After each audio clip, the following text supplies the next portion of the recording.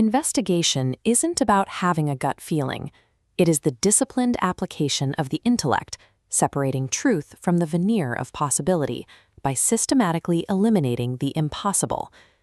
To close the Syndicate case, you are going to architect a solution from the ground up, identifying the culprit, calculating a safe passcode, mapping an extraction timeline, and decoding a voice authorization phrase.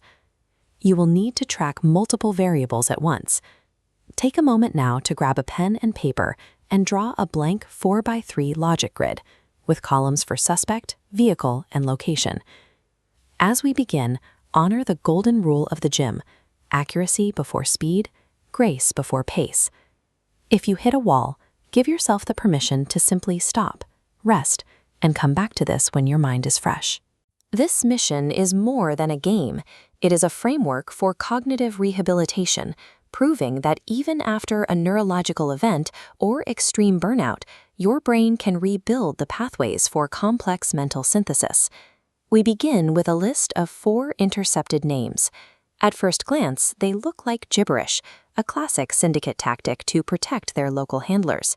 Intelligence confirms these names were encrypted using a Shift+2 cipher.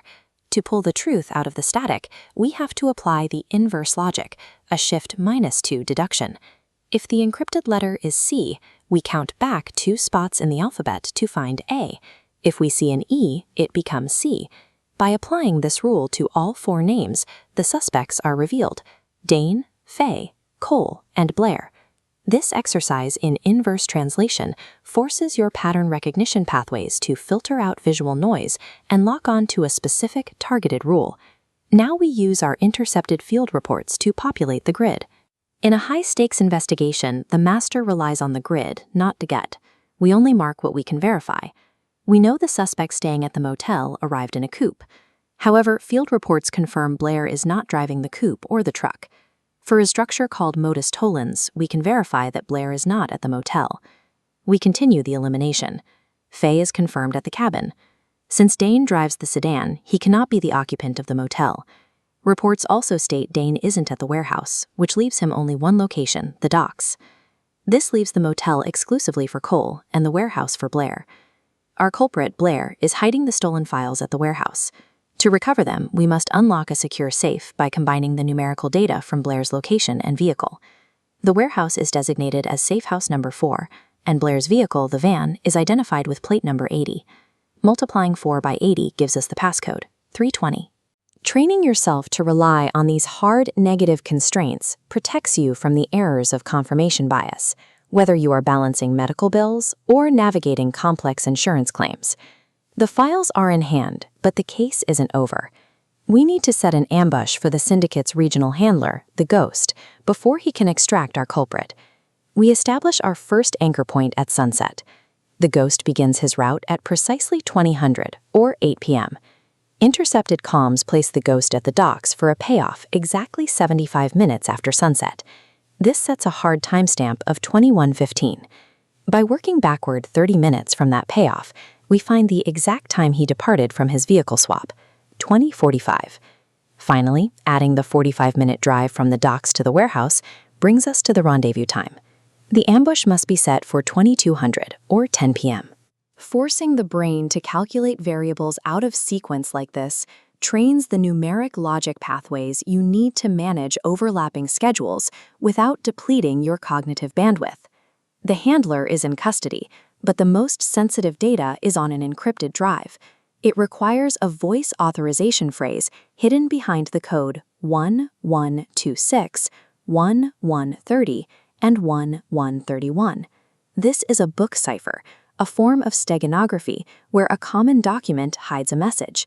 The numbers represent the page, paragraph, and word needed to crack the lock. The key is hidden in plain sight, the very first paragraph of your mission briefing. To find the words, you must count through the text while ignoring all punctuation marks. Including a comma or a period in your count is the most frequent cause of an authorization failure. Let's count it out.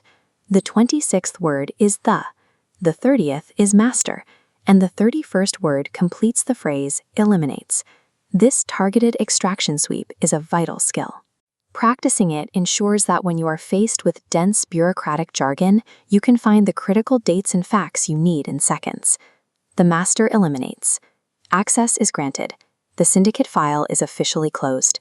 You've successfully navigated every obstacle by unmasking the culprit Blair, calculating the 320 safe code, timing the 2200 ambush, and extracting the final authorization. By reaching this conclusion, your brain synchronized 4 distinct cognitive domains: verbal reasoning, numeric logic, spatial awareness, and pattern recognition into one fluid action. If you are ready to apply these strategies to real-world institutional barriers, Navigating the Tenacity Tax is available now to help you further reclaim your bandwidth. You can also join the community at Spanky's Place on YouTube for ongoing, judgment-free support and new cognitive gymnastics. Recovery is the process of reclaiming your agency. As you move forward, remember, you are no longer a passive patient. You are the architect of your own mind. Welcome to the new lane.